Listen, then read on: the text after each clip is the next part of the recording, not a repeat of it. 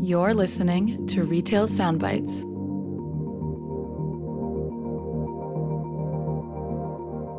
Hello, everyone, and welcome to the Kantar Retail Soundbites podcast for the week of November 10th. I'm Barry Thomas, our senior global thought leader, serving clients on global commerce, marketing, and future tense topics. Thank you so much for tuning in. And joining us on every show is my pod partner, Rachel Dalton. Hi, everyone. I'm Rachel Dalton, head of retail insights for the Americas at Kantar. Our podcast is intended to share knowledge and insights on both North America and international retail and restaurant verticals. We kick off each podcast with a news and notes section to share innovative and impactful stories from the past 2 weeks. And then we introduce our Kantar experts or guest speakers to share insights on critical topics in commerce today. Today, we are very excited to welcome Anna Estlund, Vice President of Strategy, Insights, and Analytics at Pernod Ricard. But first, back over to you, Barry, to kick us off officially with our news and notes. Glad to do it, Rachel. We're recording this on November 11th, the morning, and it is just absolutely freezing in the South. It was 26 degrees this morning, Rachel. Cold, we yeah. like, right? I mean, we like Four Seasons, here in Atlanta, but goodness, that is, and even my mother down in Jacksonville said it was in the 30s this morning. So, it's cold for you. Yeah, it's 37 in Connecticut, so we might even be a little bit warmer. Ooh, wow. But then it's going to be, up in the 70s in a day or so. But what's going on just on the personal front? I would just mention two things. I'm kind of excited tonight to go over to Kennesaw University. I work with them. They're having a big symposium on AI and customer management and how buyers are changing their behaviors, how they're moving to more automated, algorithmic merchant and other decisions, how salespeople are leveraging data and AI in new ways. So that should be pretty cool, Rachel. I'm going to that. That's awesome. Yeah. Right? That'd be pretty cool. And then this coming weekend, taking the whole gang to Oxford, Mississippi, the deep South down here for big Ole Miss Rebels versus the Florida Gators, my Florida Gators. And we're taking Logan and Lane's girlfriends, Rachel. So it should be quite the trip. Oh, very nice. So 6 of you are going. Very nice. Yes. So stay tuned for details. I hope we all come back in good shape, but it should be a blast. Oh, sounds like a blast. That's awesome. Hopefully you'll have good weather too over there. I think it should be. Yeah. Yeah. Yeah. Well, all good up here in Connecticut. I am involved in a new theater project, actually, which kind of fell into my lap and I couldn't resist. So I've been working a little bit on some local theater stuff, which has been really kind of fun on the side, having a good time with that, and heading this weekend to Chicago for the PLMA show, which I will be, looking forward to kind of reporting back out on some learnings the next pod for that. But speaking of weather, they just got a lot of snow kind of early in November. So I need to rethink my wardrobe accordingly for my trip to Chicago this weekend, but I'm looking forward to doing that and getting back out there and really enjoy collaborating with the PLMA. They love you over there, and we watched some sports this weekend. Last weekend, we were like, "Wow, it's already snowing," in Chicago, and you're kind of a featured speaker. So, I'm just curious, what are you speaking about? I saw parts of your presentation which look strong. Yeah, I'm just really private label and what we're seeing in retail overall. So doing a broad sweep kind of globally with a little bit of a focus on the U.S. market in terms of we call it the 5 pillars of how retailers organize and kind of lean in and leverage private label brands for growth.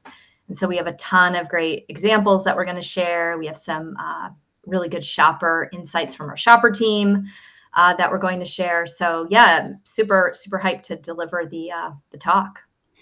Well, you'll crush it. I'm not surprised you're involved in the theater. I mean, that's just your passion. I mean, one day we're going to see you on the big screen, Rachel, right? You might. You know what? You might, Barry. You might. You never know. I love it. It's one of the reasons you're such a compelling speaker, no question. All right, here we go. Six Packs News and Notes. Rachel, I'm going to do my first 2 segments today on the learning when I was down in Nashville. I should say up in Nashville a couple of weeks ago for the big restaurant event called Create. And, Jonathan Mays, which we've had on, is associated with that. And gosh, it was just really a powerful event. Sam Ocho's is the facilitator, kind of the host for the week. And basically, it's a group of challenger restaurants, fast growing restaurants, just like an FMCG, that are looking for investment. And there's investors there. And there's just a lot of tremendous learning. So, just 3 points to mention with the blog that I wrote. Number one, gosh, I could not believe just the data coming out on how bad menu inflation is for the restaurant industry. I mean, in the US, it is by far the biggest headwind. Restaurant inflation and that menu inflation has been outpacing the CPI and retail.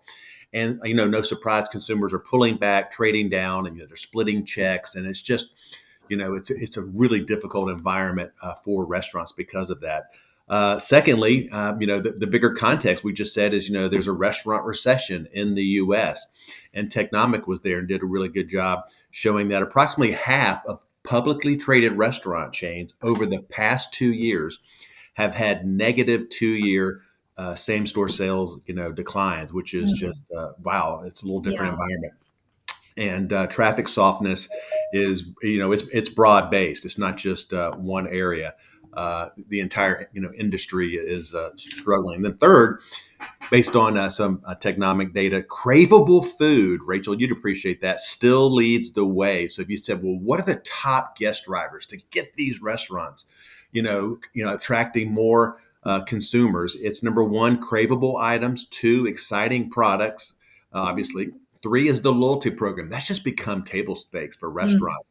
And limited time offers. You could call that value, but you kind of have to hit on all 4 or some of those to drive traffic. And that was a clear takeaway from the event. So there you go, Rachel. Yeah. Wow. Yeah. It's so funny. You brought up some of those key points. Very local story, but I follow my local bagel shop on Facebook, and they just posted, they're going to be raising prices across their entire menu because of cost increases. So a very local level story, but everyone I feel is experiencing that. So, well, that's really cool. Cool story, Barry. I have something it attracted me because I follow Amazon and I love Whole Foods and shop at both pretty frequently.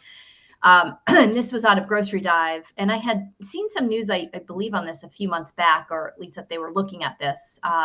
But now officially Amazon debuted one of its Whole Foods market stores in Pennsylvania as a store within a store concept. So basically a customer can purchase items from Amazon while they're shopping at Whole Foods. And they do this because they have a micro fulfillment center that is, adjacent to the store that carries like more than 12,000 products, whether it's from Whole Foods or Amazon. So if you're in the store as a customer at Whole Foods, there's different QR codes that you could see across the store that you can scan to purchase additionally maybe complementary items that might not necessarily be on store shelves at Whole Foods, like more kind of general items you might find at a supermarket.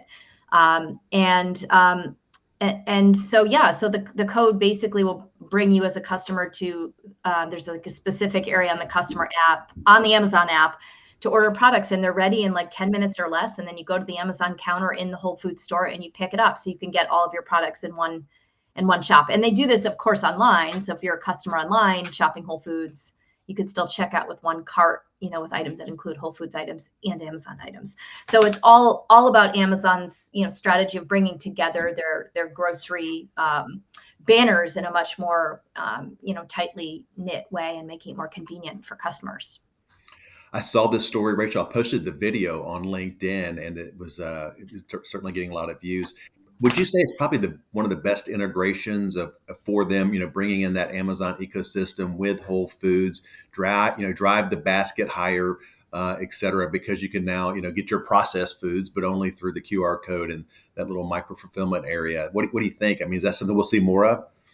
Yeah, definitely. Definitely. So Amazon is doing so much right now in grocery. And one of the recent announcements, they said they do over $100 billion in grocery, excluding Whole Foods and Amazon Fresh. So just Amazon.com consumables. And now some of their fulfillment centers are able to house and store fresh groceries. So you can get fresh grocery delivered same day with general merchandise items. So they're doing all of these things to really drive and support and grow their grocery business. Wow. Well, I would love to go visit and shop at one of those stores with that. So we'll see what happens here in Atlanta, but I really like the concept. Yeah. All right, Rachel, I'm just going to just give three last points from that restaurant show again, the Create Restaurant Show with those challenger brands. Just three last points. While it's really difficult, and we talked about that, you can still grow. So there are chains, there are restaurant chains that are still growing. Thank goodness. So those were featured there. Chili's, Cava, Dutch Brothers. Oh my gosh! I mean, they are creating havoc for Starbucks, no question. All of those chains are offering clear value, craveable menus, simplified operations, and just really strong on the fundamentals. And Chili's, especially, was being talked about in the hallways because their comp store growth is up. Depending on what time period you look at over the last 2 years, over 20% comp store growth. That 3 for Me 10.99 deal, just sourcing traffic from QSRs every single day. Mhm. And it just makes you wonder about that QSR business model. I just don't know if it's going to work going forward like it used to for a variety of reasons. In fact, Wendy's now is closing, looks like hundreds of stores from what I'm reading, and just really tough operating environment specifically for QSR. Mhm. Second point is just, given that, restaurant operators are getting really surgical. So the cost cutting area is still happening, but it's evolving from what we were learning talking to all these restaurant brands into more of a precision, sort of operation, if you will, a real focus on putting capital investment behind loyalty programs, digital, as we talked about, and day part optimization. So those are sort of key areas where you want to have some precision in terms of investment and just optimizing cost. And then lastly, no surprise, value, value, value. That is just the battleground that's here to stay for a while. It outranks convenience for a number of these chains in terms of why I go to this chain. And you just have to have, yes, cheaper is something consumers are looking for, but they also want right-sized portions given so much focus on gut health, modern health, GLP-1 drugs. And they do want experiences that are worth paying for. So whether it's the drive-through or I sit down, in that restaurant with, my wife or husband, et cetera, that experience kind of has to really crush it because it's just so expensive versus, where it was a couple of years ago with restaurants, Rachel. Yeah, and I mean, just food in general, I mean, is so expensive, and we see that in our data, food at home prices being up 24 to 26% versus pre-pandemic. So even though inflation has come down, and we're in a better position, you still have these very elevated price points that you are dealing with every day. So, and that translates everywhere. So I think people are looking to find the best value however they can find it, and they're much more discerning about what that is. No doubt. So my next piece of news bears out of Business Insider. This is about TikTok Shop and just how AI is being used as a tool for e-commerce fraud. And obviously, e-commerce fraud has been something that's been around for a long time, but now with generative AI, there's more sophisticated ways to create like fake brands that people buy and never receive. So this was an article featuring TikTok Shop and how it's bringing together both human and generative AI tools to combat this. And interesting, there was a quote in this particular article that said something like, we're using AI to combat AI. It's just really kind of a crazy time in that sense. But in a recent report, TikTok Shop identified 70 million products and 700,000 sellers that it basically turned off in the first, and that was in the first half of 2025 alone. So that's pretty massive. And then there's other sellers that can even break through on like TikTok Shop and post items for sale that have been prohibited. So there's all these different kind of ways in. There's a lot of fake and knockoff products that they must manage. So just interesting in the wake of it, just coverage area that we also cover at Kantar is just what's happening from just theft and just cybersecurity and how you manage that. It's become, I feel, just more complicated and a much bigger focus. I think you're right, Rachel. So the marketplaces, especially e-commerce marketplaces that can build trust, have more secure transactions, I think that's just going to be like really important and something I'm sure we'll continue to report on. So, All right. So my last sort of story, Rachel's coming from, I thought a really good job by a progressive grocer with this 2025 Retail Intelligence Report. It's about a 3-page read, but I really enjoyed it. And just 3 quick points. One, inflation drives grocery shoppers for sure to seek value and just simplicity. So one of the key findings is consumers are just, no surprise, cooking more at home, more time spent at home. We often say home, the fastest growing channel in America. And also consumers are trading down to discount grocers, given the price sensitivity issue. And secondly, as along with that, value grocers are gaining share while traditional stores lose ground. So visit share for value formats climbed from approximately 8% in 2022 to over 9% in 2025. So you're just seeing, the value share going up there with traffic, while traditional grocers saw a full percentage point decline. We've been talking about that for a long time, so that just kind of validates our own data. And then third, health-focused formats are winning as wellness spending grows. So you still see the consumer in many cases looking to still spend on modern health. And so retailers like Sprouts and natural grocers are outperforming the broader grocer sector, proving that essentially, health and fresh has real staying power, especially for upper income Americans. Definitely, we cover a lot around that value channel. Simon Johnstone does a lot of work there. So there's so many, really lots of interesting things happening in that channel for sure. Well, you'll be learning more about that at PLA. Yes, PMLA, sure. Yes, absolutely. All right. Well, last but not least, Modern Retail, one of our other favorite media outlets, published a recent article in which our own colleague Karen Kelso was featured in, who is our Walmart expert. And this was an article where it talked about Walmart's recent additions of AI audio summaries, which they have introduced for over 1,000 premium beauty products. That's where they're starting. And of course, they plan to expand to other categories over the upcoming months. But basically, customers can click on a button. It's basically called Hear the Summary, and get a brief description of the product, including like a summary of the reviews of the product as well. And then with this introduction, Walmart also introduced a range of other really kind of cool shopping tools in advance of the holidays. Many of them are omni-focused. So you as a customer can do things like search for items on sale in your local store, like what items are on sale in my store down the road for Black Friday or rollbacks or clearance items. You can actually search specifically for your location. You can go into, there's in-store navigation to find items where it like pops out the aisle and kind of gives you a map quickly of where to go.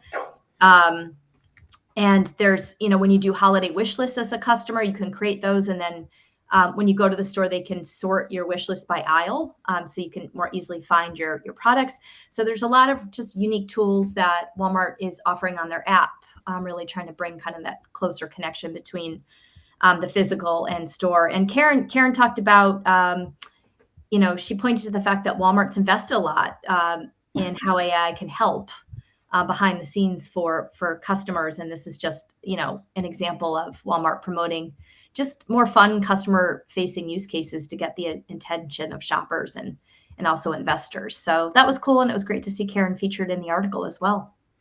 Well, she knows Walmart, ex-merchant there, and talking about Walmart every day. And every time I listen to the earnings call, and I listen to every Walmart earnings call, you'll hear either John David Rainey or Doug McMillon, CEO, just talking about the benefits, just, dropping stats occasionally. They're all over it. They're so AI forward. I just love it.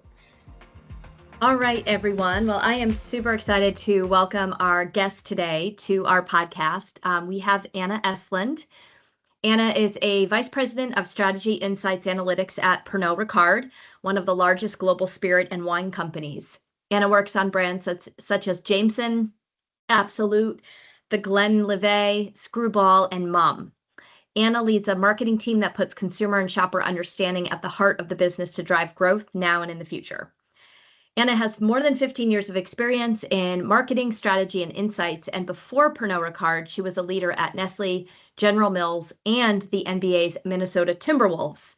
Anna has an MBA in marketing from the University of Minnesota. So welcome to our podcast, Anna. We're super excited to have you on today. Thanks, Rachel. I'm thrilled to be here with you. I feel like our theme and our topic today is pretty exciting, and it's something we really haven't delved into before on our podcasts. And that's how do you turn insights into real-time activation? And so, as the leader of insights at Pernod Ricard, you are working and pretty focused on how to activate the insights that you're gleaning and working on with your teams across your commercial organization. And I'm wondering if you could talk a little bit more about making insights more actionable across consumer teams, and specifically how Pernod Ricard is evolving its go-to-market model to activate insights in real time, and not just growth Yeah. internally, but also how you're creating value, externally for your retail partners as well. Absolutely. I'm so passionate about this, Rachel. I really believe the best insights leaders are amazing activators. So I thought about it and I have 5 tips for your listeners. So Awesome. good. So the first is insights teams are inherently influencers. So we usually don't own the decision, right? I drive strategy decisions, I own my research budget, but usually marketing and sales own the decisions we touch. And so we have to acknowledge there's a certain personality type that's drawn to insights.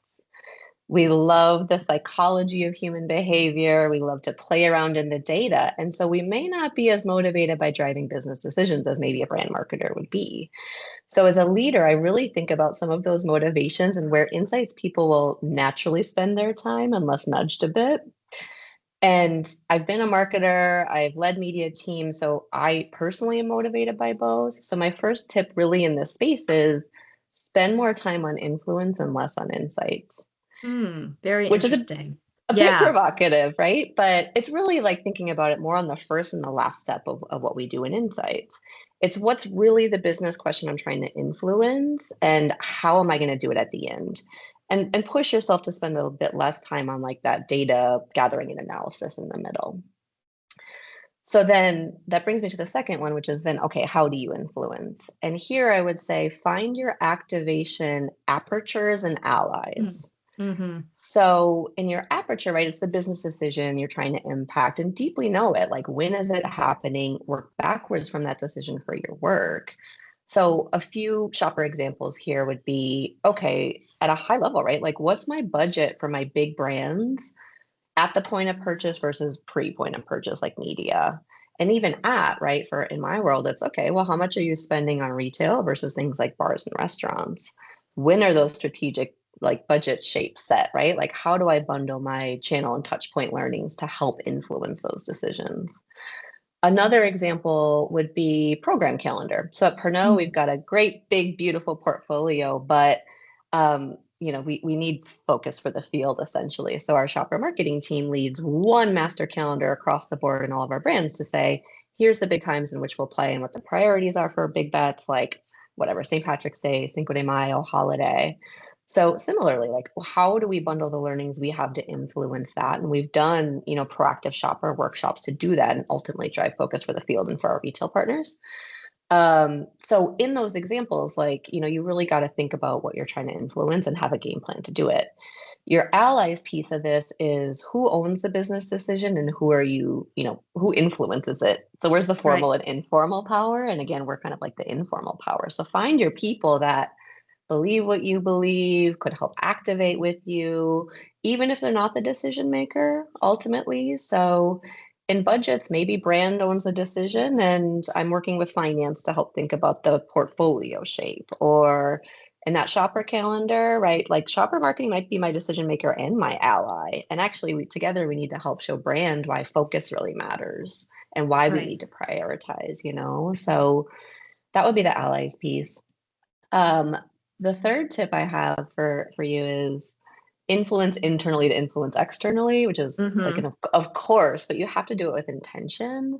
You have to build trust and show value before you can get to that customer retailer. There's gatekeepers there internally for really good reason, right? You need to prioritize for the business of what matters most. So the how here is you have to be more like sales and sell your work. Yeah, that's really a good point. Yeah. You have to, I think about it as curating the best insights across my entire team. It doesn't just have to be just shopper work. and make it into really customer friendly, content. How do you make it super simple and visual? Put commercial thought starters on there, make it customizable, get it off paper. Like you got proactively elbow your way into commercial meetings and show what you have. Yeah. I'm literally doing this Friday with our commercial leadership team to show them, spotlight some of the great work my team is doing. One of my shopper leads, she's so great at this. She's, kind of earned a way into the chain's monthly meeting to spotlight what we have, and as like, a standing agenda item with them. And then broadcast your wins. Like when you succeed at the push that you're doing, like use it to create a pull. And salespeople are inherently competitive, so you can play into this a little bit, right? Yeah. Like, hey, my shopper team had a great meeting with the target buyer on something related to value. Like, do you want it with your customer? Or hey, we've got a great quarterly meeting with one of our big retailers with their insights team, not their buyers, but their insights team. So there's really good candid conversations there. Like, do you think we could replicate that? So that's kind of the sales hat, I suppose. The fourth is capitalizing on change moments, because those are places where you naturally get the pull, right? If something big is changing in your category or in consumer behavior, people want to know what's happening and a point of view on what will happen, right? So a few examples from my General Mills days are when e-commerce was exploding. I use that as a direct line into Kroger to say, hey, here's what shoppers think about your ecosystem and e-com and how we can co-create together. Or when snacking was kind of exploding as the fourth meal, it was talking to Walmart and Kroger about how might you set your store really differently across departments, not in a department like bars, but more like, do you need a refrigerated snacking section? How do you bring sweet and salty together in a way that isn't so separate, because consumers don't think about it separately, So Right. we can talk more about Pernod change moments, because there's plenty of those too. Those change moments matter. And my last tip is, I really liked how you framed the question, Rachel, on real time, because I think we have to push ourselves to be more real time and resist being thorough, which is uncomfortable. Retail's always been fast paced. We tried to solve it with dashboards, and dashboards, we're all drowning in them. My team probably has 10 and like 10 within the one, Exactly. So dashboards get you faster data, not faster insights. AI can help and is on its way, but in the meantime, like we really have to push to say, okay, like I bet you're sitting on a lot of really good data and insights that if you really took the time to put it into a clear point of view and activate it with intention to your point on bringing value to your retail partners or internally, like workshop it, customize it, put it in their language. What's the win-win? Spend more time there. And resist the end-to-end learning plans that we kind of used to have the luxury of doing. That foundational is just so challenged these days. You of course should do it and can do it, but you got to be really smart about it. Like I can't take 2 months always to answer a question anymore. We just don't have that luxury. Right.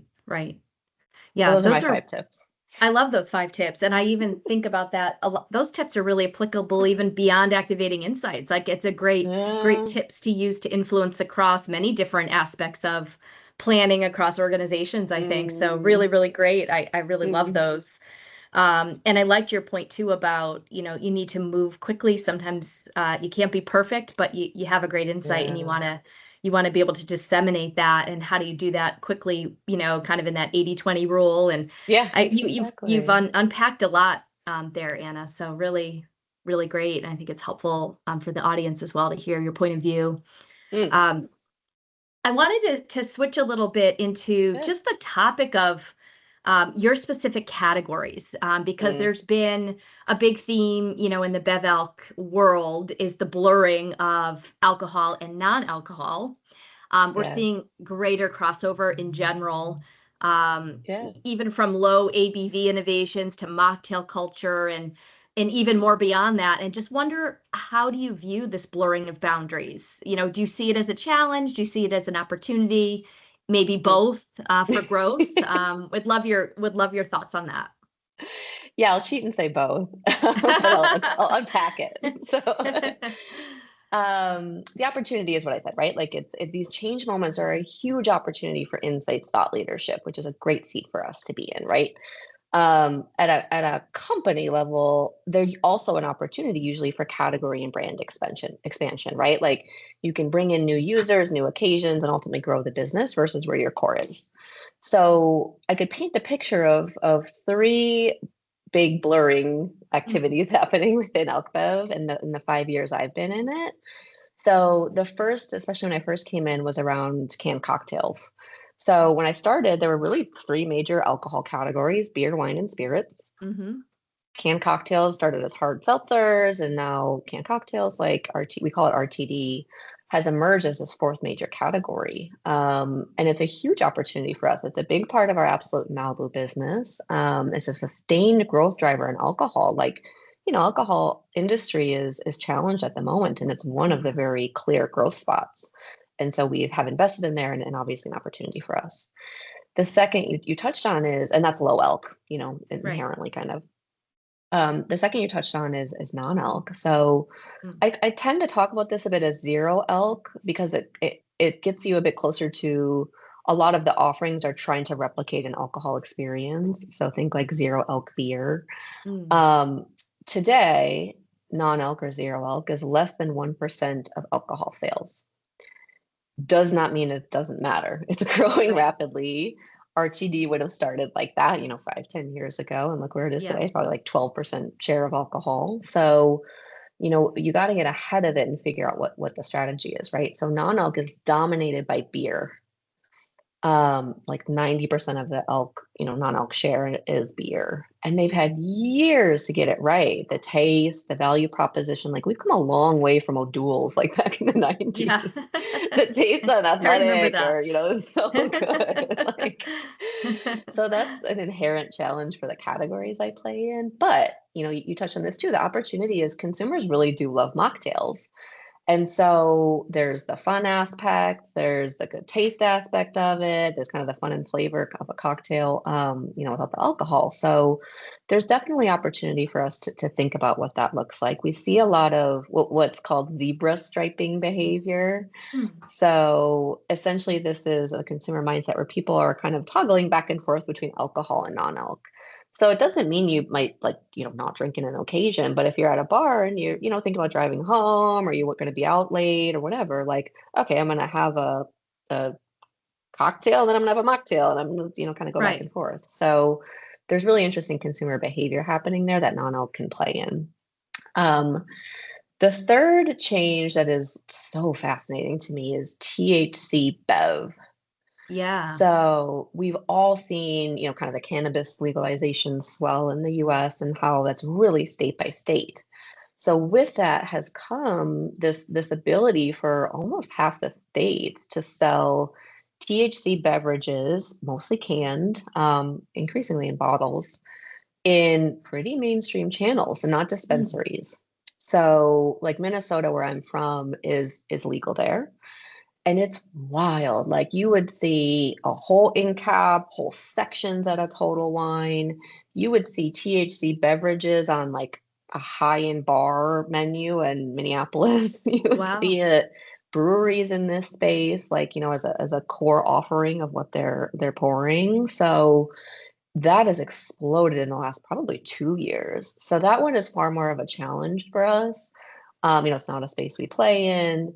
So it's a bit more about how do you defend or coexist? Because again, like people aren't so binary in their choices. It's not like I'm only going to drink spirits or I'm only going to do THC, even in an occasion or a night, or a day. So, all of those things, I think, present different opportunities and challenges. But the general challenge as we're thinking about a new category is knowing when to act. Like it's hard for big companies to really seed and scale. And a lot of times it's because your business model is so different than what you're used to as your core business driver, right? It's different production or route to market or whatever as we've experienced in canned cocktails.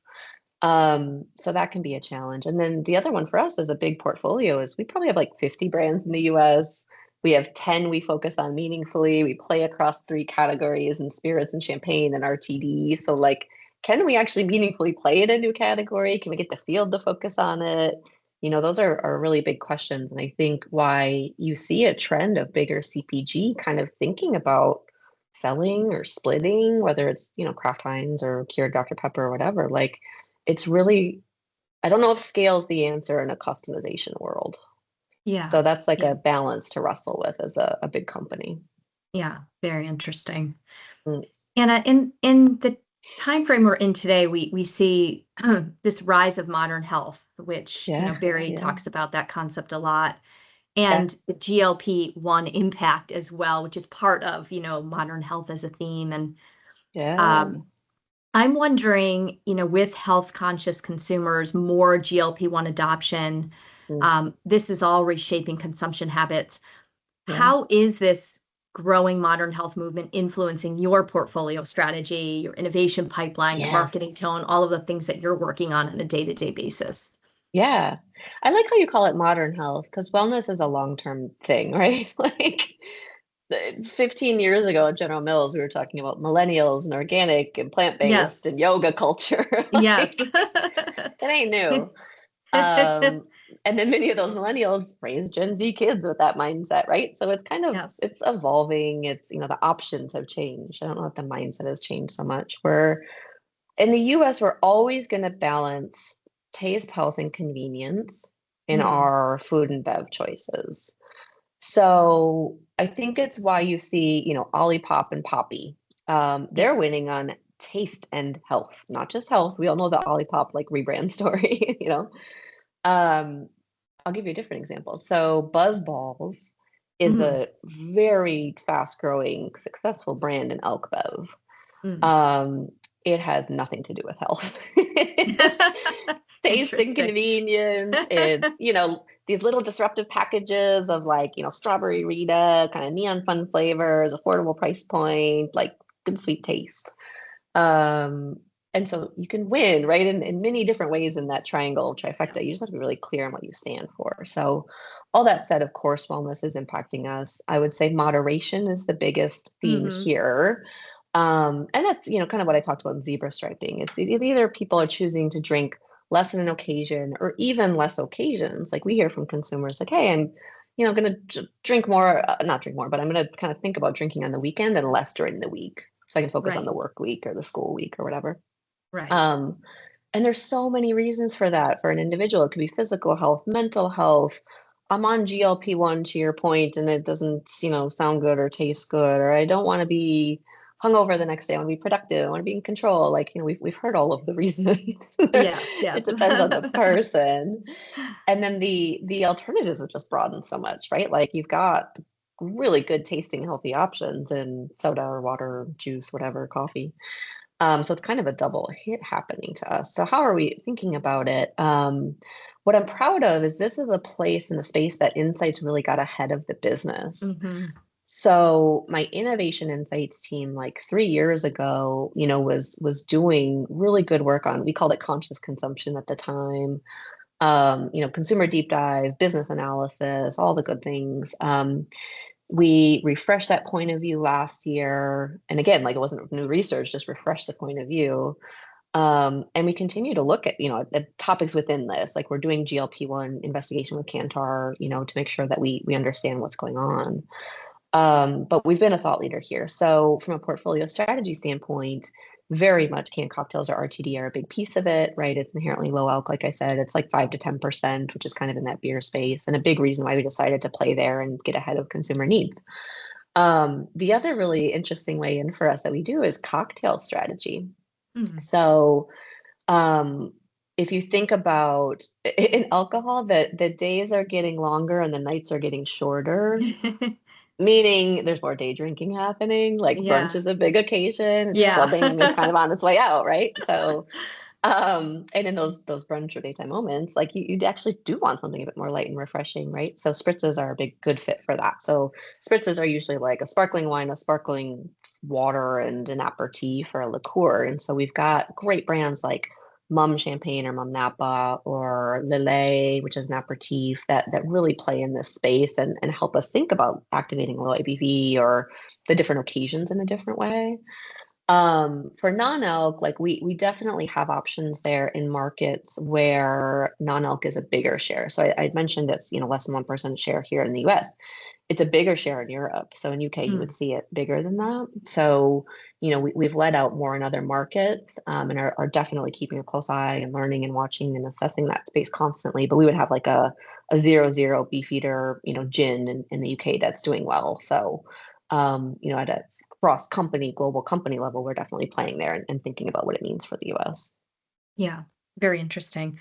Yeah, what I'm hearing is just the modern health concept. It's being able to flex with different consumption habits at different moments, and a Yes. consumer that is largely maybe trending towards like this moderation concept and coming in and out of different types of beverages. It's not just one suit for all.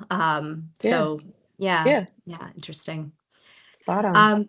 Spot on. And would love to talk a little bit too about just the concept of premiumization, because despite the economic headwinds that we're all experiencing, we do continue to see strong premiumization in alcohol. And wonder if you could talk a little bit more about the shopper insights that you're seeing that explain this resilience and how you balance, value and aspiration in the current climate. Yeah. Premiumization is fascinating. And the reason I love being an Elk Bev, because it is a bit different than just like kind of core CPG where I started and, cereal and yogurt and stuff. Right. It's softened since COVID as the first headline. It was much more prevalent like 5 years ago, but you still see a bifurcation or like kind of a K-shaped impact happening of purchasing habits. So in the last year, you would see the value price tier, which is like under $15. Right. And the ultra premium price tier, which is like $50 to $100, outperforming other price tiers, right? So you kind of see that high-low effect happening. I think there's a simple explanation to start with, which is high-income households are driving growth in our economy, and that carries over to Elk Bev, right? So the top 10% of earners account for half of our spending, so our economy is super reliant on these people. That would carry over to alcohol, right? More broadly, I think what's interesting is premiumization has a link to the moderation we talked about. Yes. So many people, what we hear is they want to drink fewer but better. So the insight here is like we hear, I'd rather have 2 quality drinks than like 4 lower quality drinks or 1 super expensive drink. So in that value equation, right? Like people are thinking about it that way. So there is an aspiration for affordable luxury across consumer groups. What you have to think about is what does affordable mean for people, right? Like my $25 bottle of Jameson might be affordable to some and a luxury to some. So like, what does that mean? How do you balance that? So the good thing is in our portfolio strategy, we have those mainstream brands like Jameson, Absolute, Kahlua, and that kind of premium price tier of $20 to $30. So we need really sharp pricing and promo strategies on those brands in this moment, right?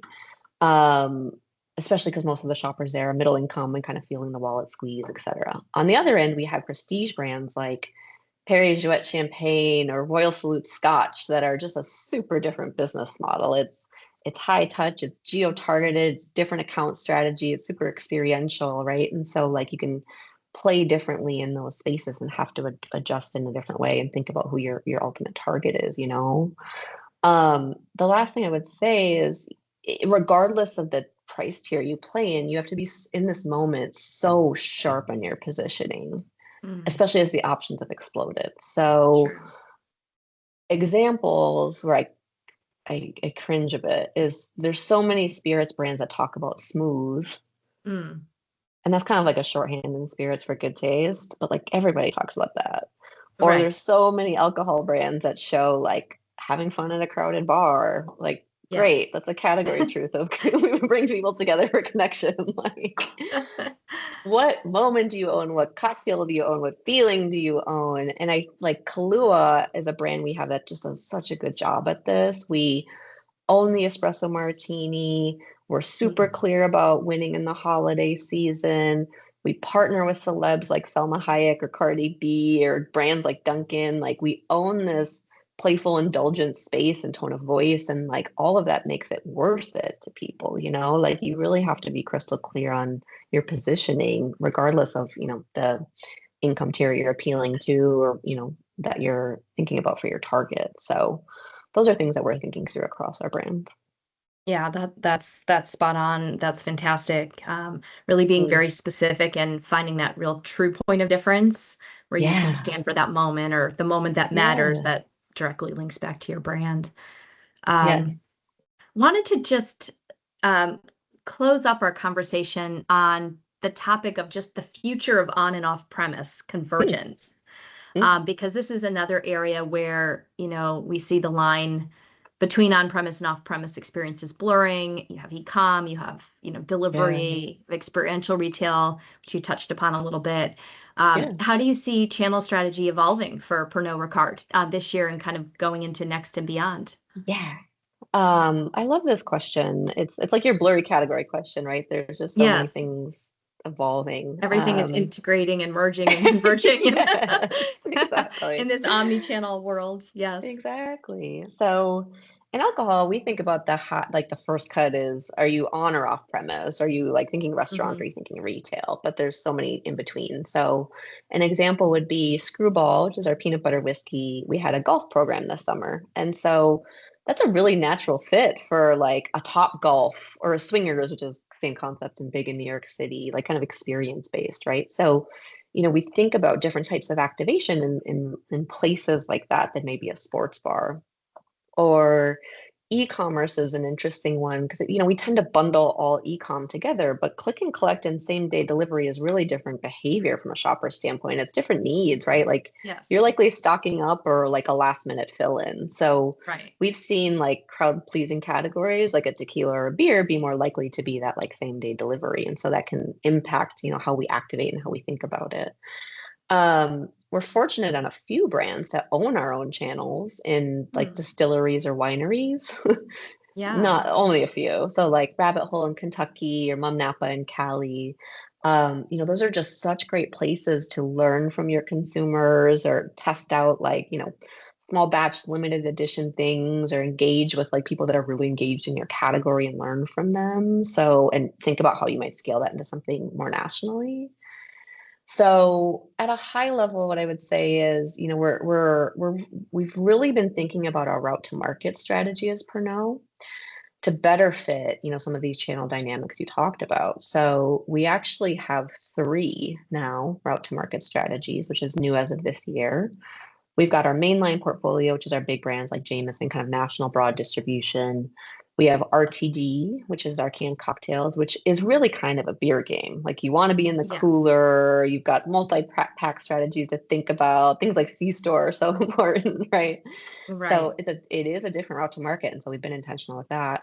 And then the third is our gem portfolio. So think of that as kind of like some of our high growth whiskeys or gins that are growing but not big yet and might need some more, again, like kind of local tailored approach, maybe more of an on-prem play and again, more kind of like a hand sell. So that, we're in early days of that, but it's really laying the foundation for being intentional instead of saying like, hey, we're just going to approach it one way across all of our portfolio. Like, how do we think about not only our brands and categories, but the channels in which we sell and how to win there? And the last thing I would say is we've done really great work with Barry on the future of commerce at Yes. Kantar in the Yes. last year and how retail business models are evolving channels. What does that mean for how we interact with customers and consumers? So there's still more to unpack there, but I think we have a really nice foundation for thinking about like some of those more seismic shifts to come.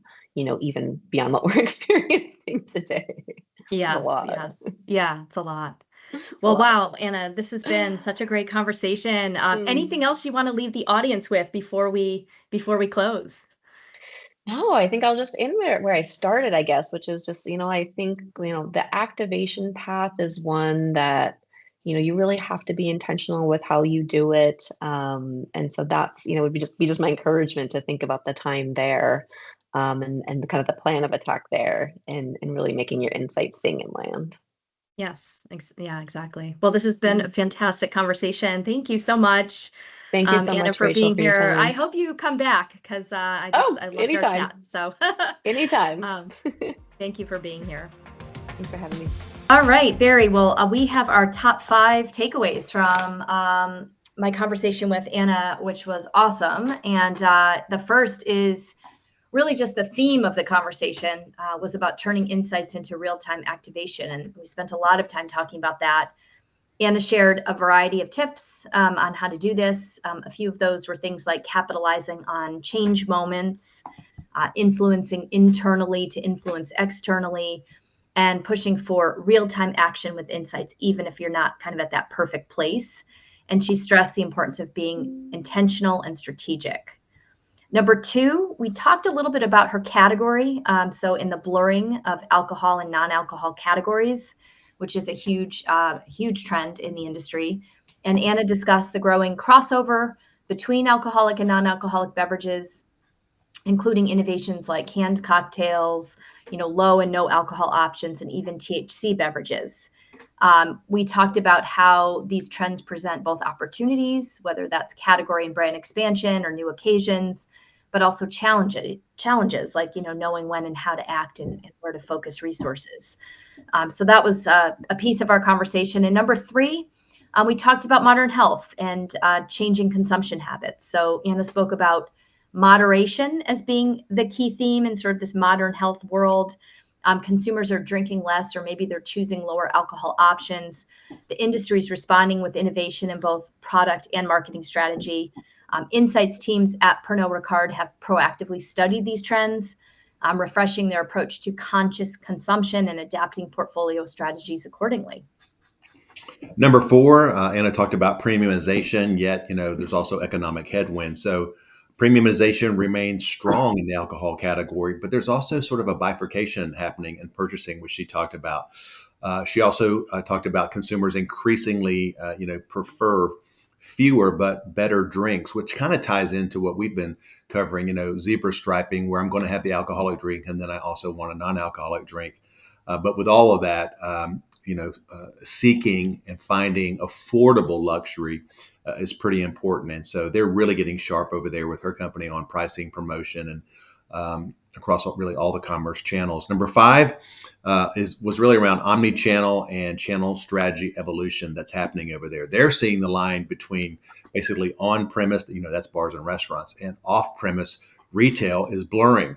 And because of that, they're, kind of reinventing a bit and experiencing sort of new go-to-market routes, if you will, with e-commerce as they look bigger picture at their entire go-to-market strategy, route-to-market strategy, and they're tailoring that, especially in the context of their what they call gym brands. And so it's just a big learning for everyone over there, and they're certainly helping drive innovation across commerce and certainly route to market. And they are such a leader, with alcohol. Anything they're doing has repercussions for the larger alcoholic industry. Great. Well, that brings us to the end of this episode. Thank you so much to Anna Estlund for joining our discussion. We hope you enjoyed our show. And as always, thanks for listening to the Kantar Retail Soundbites podcast. And we'd love it if you'd please give us a review on wherever you're listening to the podcast. And especially want to thank Victoria for producing and marketing the podcast. And with that, we'll see you in 2 weeks.